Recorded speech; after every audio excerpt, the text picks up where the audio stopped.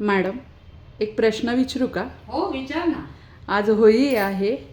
मला पुरणपोळी फार आवडते आणि ते मी खाल्ल्याशिवाय राहतच नाही. तर खाल्ली तर दुसऱ्या दिवशी त्रास होतो, ॲसिडिटी, गॅसेस आणि पोटदुखी. ह्याच्यावर काय उपाय करता येईल? म्हणजे खाताही येईल आणि तुमचे उपाय काय? नक्कीच अगं.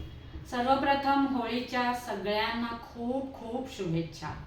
आणि होळी म्हटली की पुरणपोळी आलीच. मला सुद्धा खूप आवडते. काहीच हरकत नाही खायला. डायबिटीसच्या पेशंटने सुद्धा खायला हरकत नाही, पण ती थोडी कमी प्रमाणात खाल्ली किंवा त्याच्या आधी सॅलेड खाल्लं तर आपल्याला त्या पुरणपोळीने शुगर वाढणार नाही. पण त्याचबरोबर ज्या ज्या लोकांना होळीच्या दिवशी पुरणपोळी खाल्ल्यावर त्रास होतो, म्हणजे तू म्हणालीस ना आता पोटदुखी होते, गॅसेस होतात, ॲसिडिटी होते, पोट डब्बं होतं वगैरे वगैरे, अशा ज्या कंप्लेंट्स ज्यांना ज्यांना होतात त्यांच्यासाठी एक सोपा उपाय मी आज सांगून ठेवणार आहे.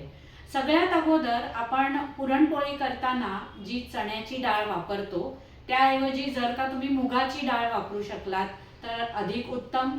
त्याचबरोबर गूळ तर तुम्ही वापरणारच आहात.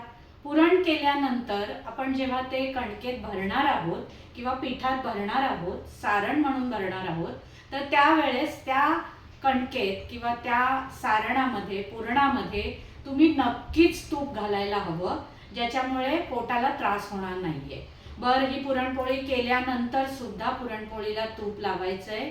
आणि काही लोकांना जर दूध पचत असेल तर पुरणपोळी बरोबर दूधही खायचंय, पण त्यावेळेस सुद्धा दुधात तूप घालायचंय किंवा पुरणपोळीला सुद्धा तूप लावायचं आहे.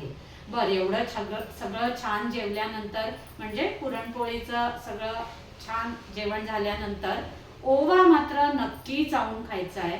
आणि जमलंच तुम्हाला तर एक लवंग सुद्धा चघळून खायची आहे, ज्याच्यामुळे तुम्हाला पोटाचे हे सगळे जे आजार होतात पुरणपोळी खाल्ल्यानंतर ते होणार नाहीत.